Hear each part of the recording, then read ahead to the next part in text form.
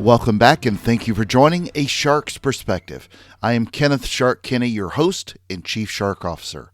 If you've ever had to outsource any design work, then you know it can be tricky and rewarding. It all depends on who you get, the quality of service, what you do with those logos and brand work after, and even how you manage your own priorities of time. Entrepreneurs have so many challenges when starting and running a business. Building their brands is critical, but so is managing their time on other tasks, especially creative. Oftentimes, they need more than a logo, but a community with educational resources that are not just self-serving blogs or webinars with your sales team trying to be the educators to those customers. It often feels like you're climbing up a never-ending hill.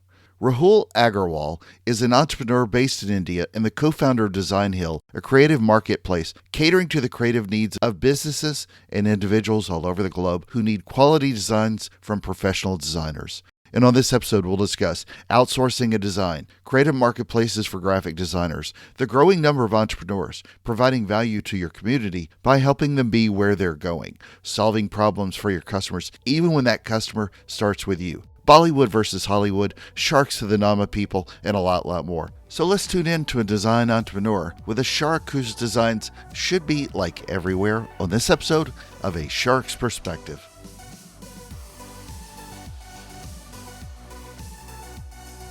Rahul, thank you so much for joining us today on A Shark's Perspective. Tell us a little bit about your background, your career to date, and your story. Thank you so much, Kenneth, for having me on the show. I'm really grateful, and I'm really looking forward to speaking today, and hopefully I can provide some insights and experiences that can be of some value to your listeners. As far as I go, presently a co-founder of Designhill.com. It's an online graphic design creative marketplace. We've helped businesses all over the world source quality designs, creatives from anything from logos to business cards to websites, and that's what pretty much what I do day in day out, and I've been doing that for the last 5 years. Apart from that, I do have a few hobbies. I cycle, I travel a lot, and I invest in companies. I have invested in about 2 dozen companies till date. It's some sort of a passion for me because, it helps me realize, what are the new technologies, what are the new things that are coming up in the industry, how new entrepreneurs are, coming up, what are the sort of things they are doing. Because I feel that as an entrepreneur, one cannot stop learning. It's a continuous cycle, and you have to keep evolving and innovating, and I think that really helps me. To sum it up, that's what I am. It's not all work, but I like to work, and I like to party as well. But yeah, sure. So that's what it is. Well, did you have graphic design in your background? I mean, what inspired you to create sort of a marketplace for graphic designers? So to be honest with you, it's exactly the opposite. I mean, I can't draw anything or design anything to save my life. So, it was more of a need for me that gave the idea for Designhill, because I come from a family of entrepreneurs. I'm a third generation entrepreneur, and so when I finished my post graduation and I came back to India to join my family business, and that's when the problems really came to fore, because I wanted to have consistent branding. I wanted to have our businesses look very consistent, look professional, and that's the time when I couldn't find designers. I couldn't really find a great company that can help that could help us. And on the contrary, and I don't know if you guys are aware of this, but I've co-founded this company with my younger brother Varun, and he's the one actually who's always been the very creative one. Yeah, and from a very early age, he was very passionate about design and all those things. And he was working as a freelancer, and that's where he started facing a problem on the other side, where he couldn't find clients. He was not getting paid on time, and he was not, it was difficult to communicate with clients as a freelancer. So, so me and my brother Varun, when we sat together, that's when we basically came up with the idea, because we felt that this was a problem that needed to be solved on both sides of the marketplace.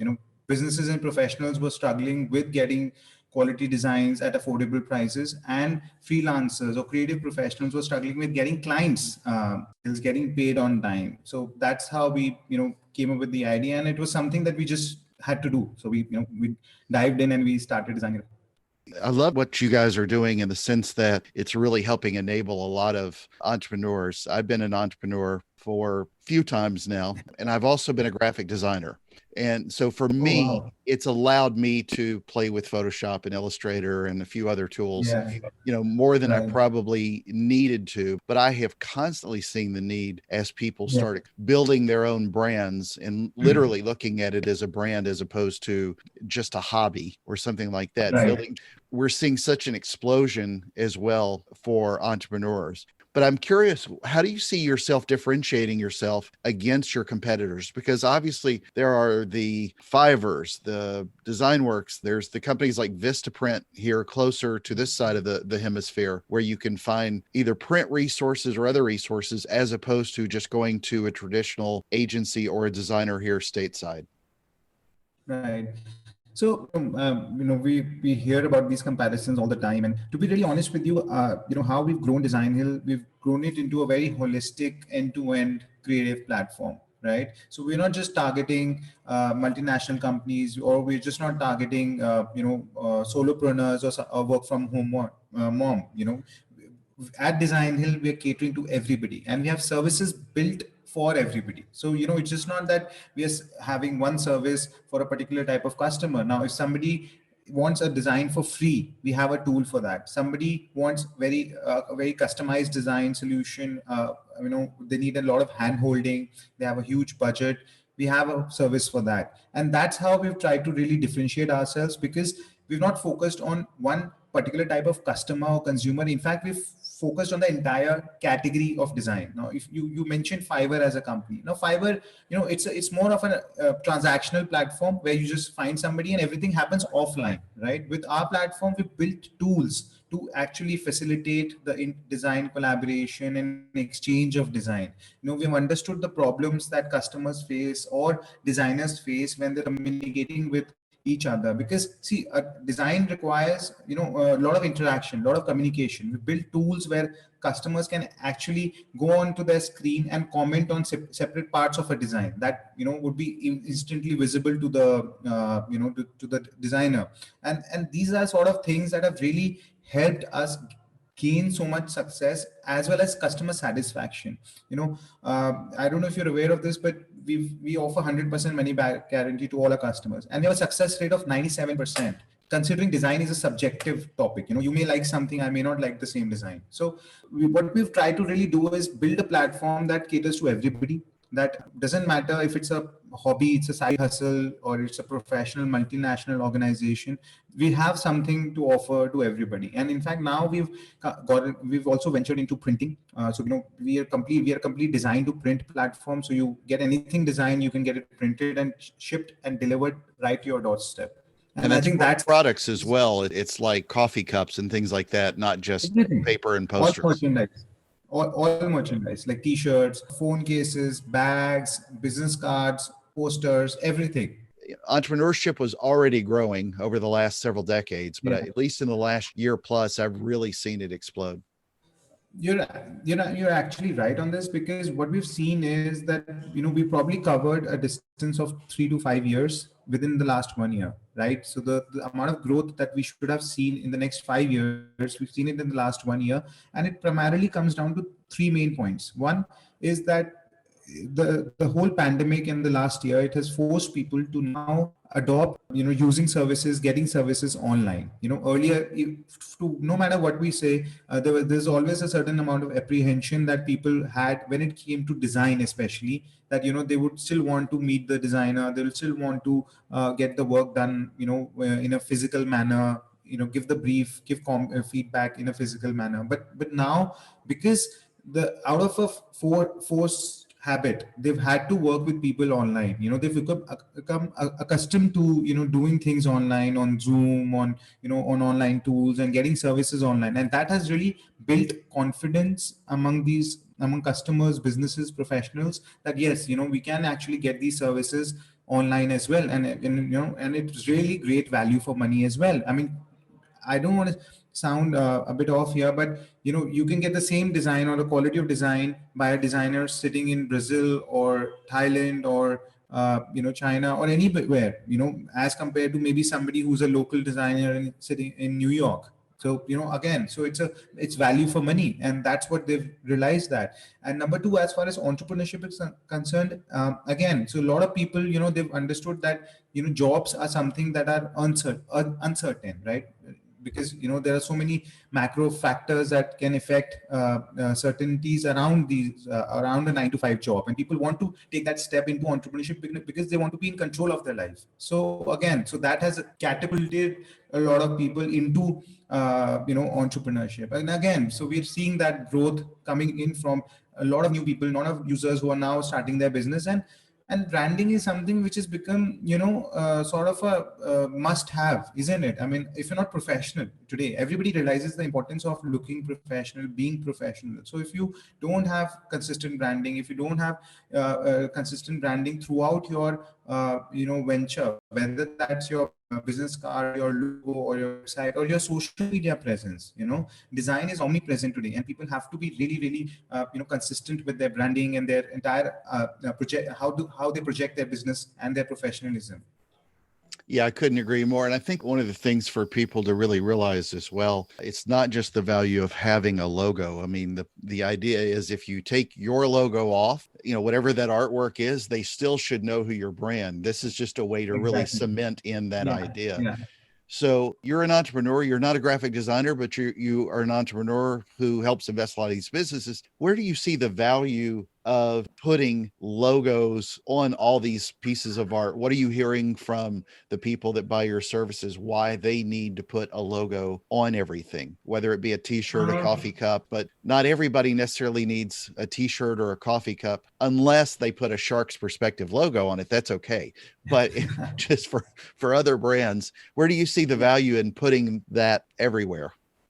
See, it's all about positioning your business, isn't it? Like, if you want to be a premium business, say for example, you have a restaurant, open a fancy Italian restaurant or a Mexican restaurant, you would want to charge a premium to your customers. But imagine a scenario where you walk in, yeah, you have an amazing signage and a logo, but your waiters are walking around in different clothes, right? You have a cardboard menu, or you don't have takeaway bags which have the logo of your restaurant.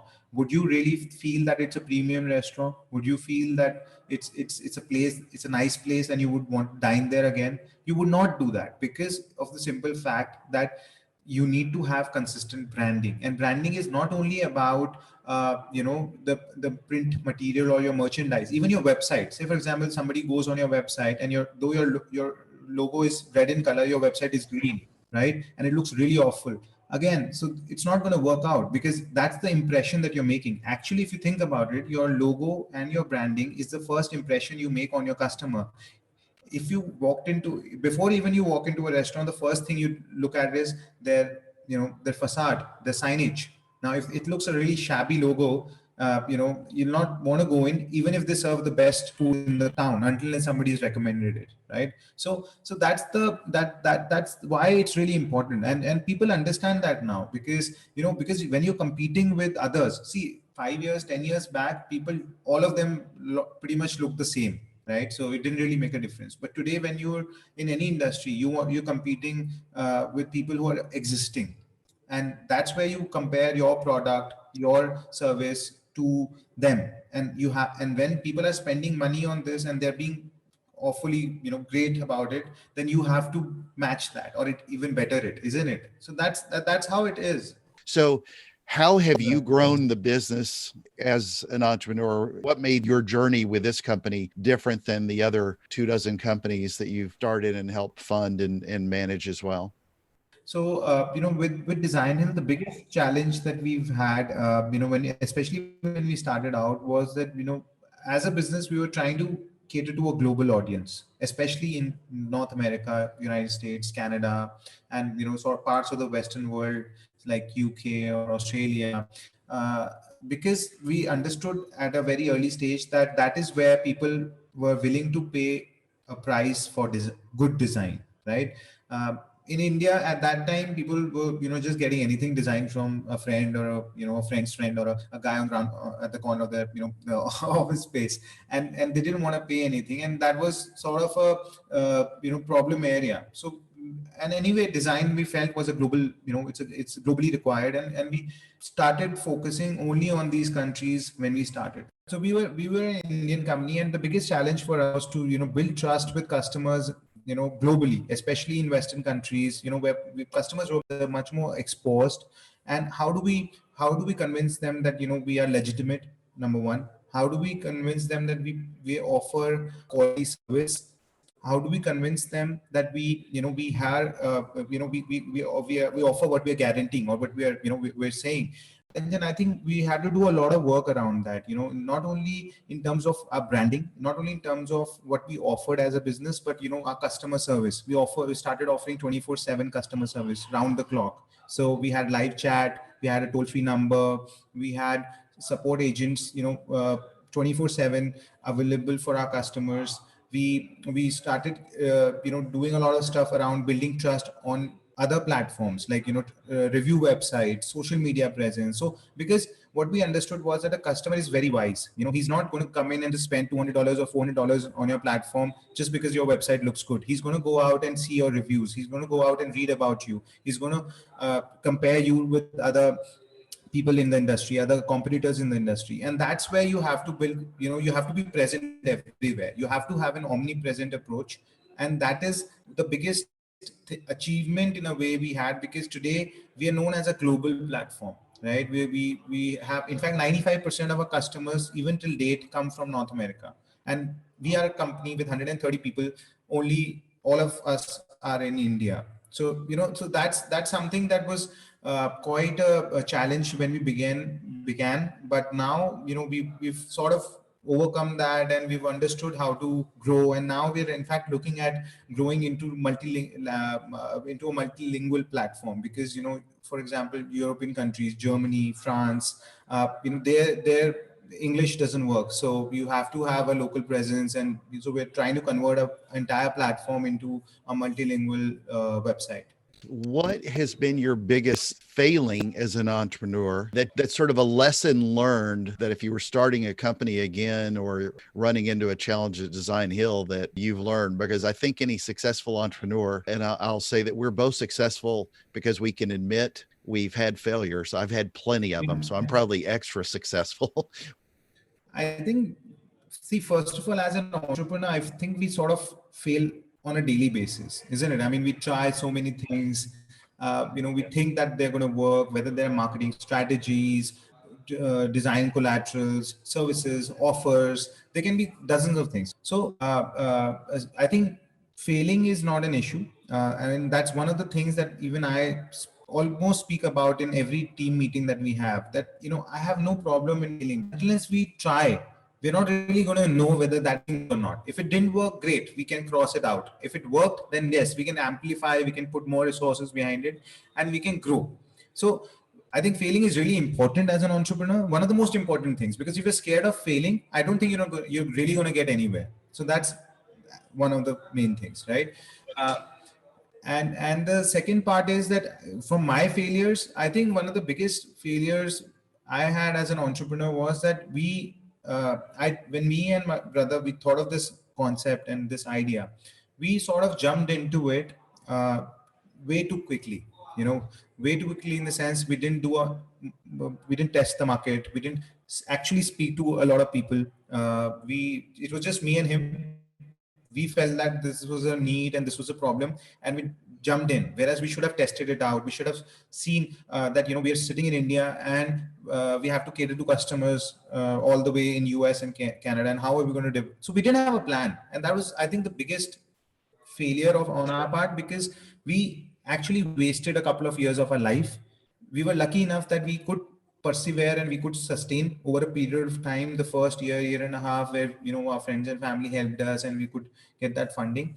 After that, we've been we managed, and luckily we got through all of that. But as an entrepreneur, I feel that you have to be really picky, because it's really easy to enter into something and to just jump into something, but once you do, then you get committed to it, and you before you know, you would have spent a few years of your life sticking around with it. So always first analyze, what is your end goal, how big you want to be, how are you going to get there, create that roadmap, have a sort of an MVP, which we call a minimum viable product, test it out with a few friends and family, and only then and then take that leap. Entrepreneurship is great. I don't discourage anybody from it, but it's also one of the hardest things, right? And it's not that easy because you don't have guarantees of success or failure. And as I said, you fail and succeed every day. So it's something that people don't should not take very lightly. But again, it's it can be amazingly rewarding.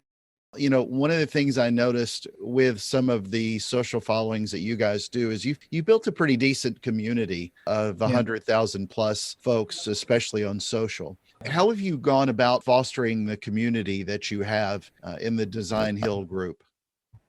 So when we look at our communities, we don't only look at just the designers or the creatives, but we also look at the businesses and the professionals who are using our platform. So for us, it's always been two communities.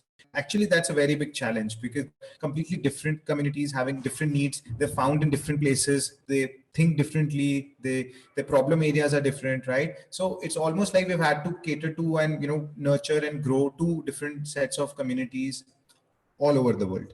But I think the best and only way we've been able to do that is by not promoting ourselves and actually trying to solve the problems that they've had by providing value to them in the things that would help them grow. And that is the most important thing, right? Because if today we are going to be just saying that, hey, we are the best company in the world, get designs from us, nobody wants to listen to that. But if as an entrepreneur I know that entrepreneurs are facing issues around SEO, marketing, sales, PPC, branding, or whatever the topic may be, then if we can provide them value around those topics, and one of the ways we do that is by having, doing a lot of online events, virtual events, and we've been doing them for the last 2-3 years, and we've done hundreds and thousands of them now. So let's talk about the events. I've been part of one or two, and it's been good. It's not the typical type of 2 or 3 day event where you pull everybody together and then put stuff on demand. These have been weekly series that you guys have been putting on that I've been part of with a panel of a bunch of experts. I've seen a lot of experts and other speakers that are friends of mine in the field. Talk a little bit about how you've approached events, because I thought that was very interesting that a company focused on graphic design and developing a marketplace has also been creating events to help people learn and solve problems. As I said earlier, that the most important thing is that we have to be present where our customers are going, right?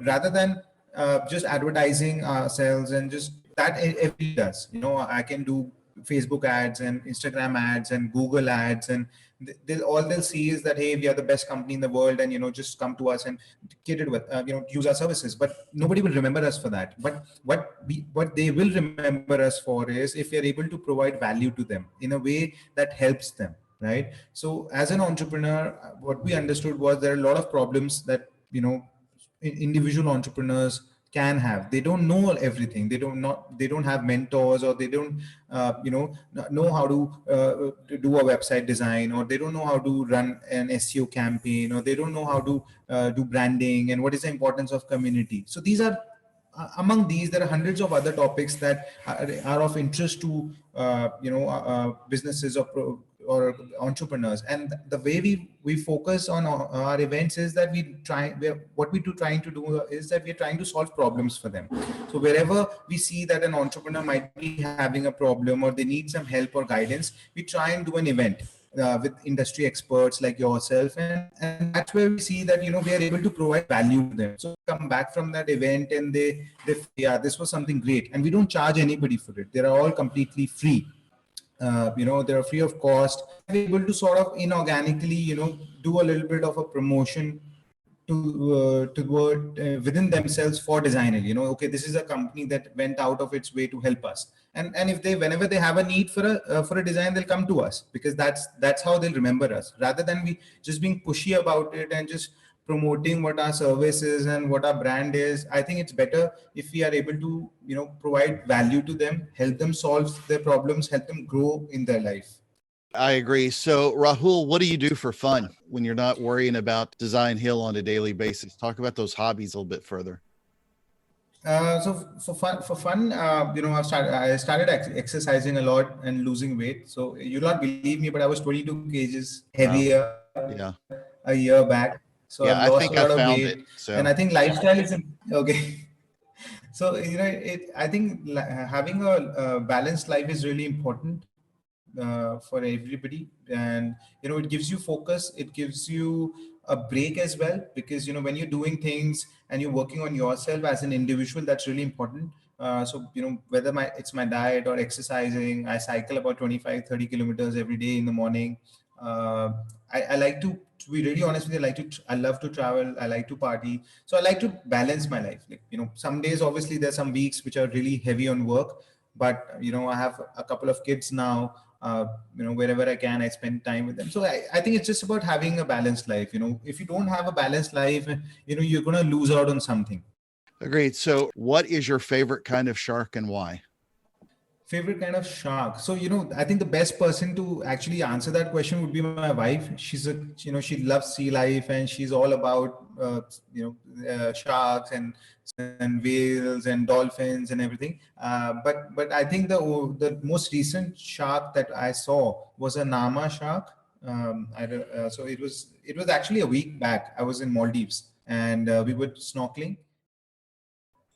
So, Rahul, it's that special time in the show. Are you ready for the 5 most interesting and important questions that you're going to be asked today? Sure, let's go for it. All right. Number one, since you're in this industry, we'll see if you have a preference: Adobe Photoshop or Illustrator? I would rather go for Designhill Studio. Good answer. But if you had a choice, you'd go Illustrator. Then it would be Illustrator, yeah.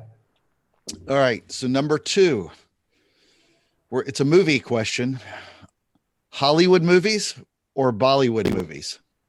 Hollywood movies. I don't watch Bollywood movies. I don't remember when I saw one last, maybe a few years back. You don't watch Bollywood movies with a I B? don't watch Bollywood. The two, I don't know. I just don't. They don't have it's just very repetitive. The whole dance and song. That's what we grew up with. So for me, the Hollywood movies are the real thing. The cinematography, the production, the scale. I find them to be more realistic. Yeah. As compared to Bollywood movies. All right. Number three. It's a tourist attraction question, and I'm trying not to make this too easy. So I'm not going to ask you if we're in India, Taj Mahal question, because that's too easy. But if you had your choice of tourist attractions for somebody visiting India, would it be the holy city of Varanasi or the Red Fort in New Delhi? I think probably Varanasi, because you probably see a lot more of the local India. The grassroots, and whatever is happening. Probably the experiences are going to be much more, because if you're going to visit Red Fort, then you're going to come to New Delhi, which is a capital city, and so it's like any other city in the world. It's a huge city, over 25 million people. To see all kinds of people here in Delhi. But I think as an experience, as a tourist, probably Varanasi would be a different experience. All right. Number four, I like spicy food. So Same Indian here. food or Thai food?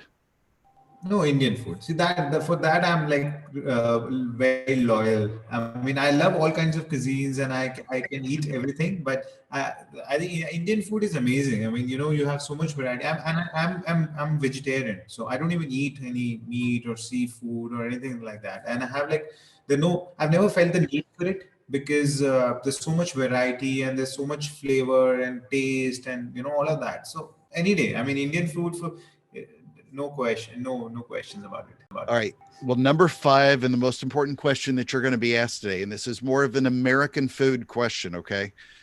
Biscuits or cornbread? For me, biscuits would probably be the answer to go for, because I've not I've had cornbread maybe a couple of times in my life, so it's not a flavor that's stuck into my mind, right? So I can't even. I'm having a problem even recollecting it. So I have to go with biscuits right now.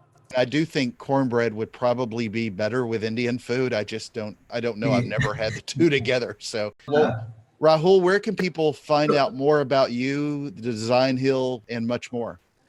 So Designhill is easiest to find. You just have to type in www.designhill.com, and you have all our services there. As I said earlier in the conversation today, that we offer 24/7 live chat. So any questions anybody can have, they can just feel free to ask them to our support agents, and they'll be pretty quick to help and answer them. As far as I am concerned, I'm not a very social person, but I can be easily found on LinkedIn. So anybody who needs to contact me, speak to me, they can just reach out to me on LinkedIn. All you'll probably have to do is type in my name with Designhill in the same search, and I'll pop up. Perfect. Rahul, thank you again for joining us today on A Shark's Perspective. Thank you so much, Kenneth. It was really amazing and wonderful experience, and I look forward to probably speaking with you again soon. Fantastic. So there was my conversation with Rahul Aggarwal, an entrepreneur and co-founder of Designhill, a creative marketplace catering to the creative needs of businesses and individuals who need quality designs from professional designers. Let's take a look at 3 key takeaways from our conversation with him. First, love how he started a company in order to fix his own problem, and then found how that could apply to others. Nothing wrong with solving a problem for a customer when you're customer zero. Why I bring this up is that many businesses start with the mentality of trying to fix their customers' problems, and that's great.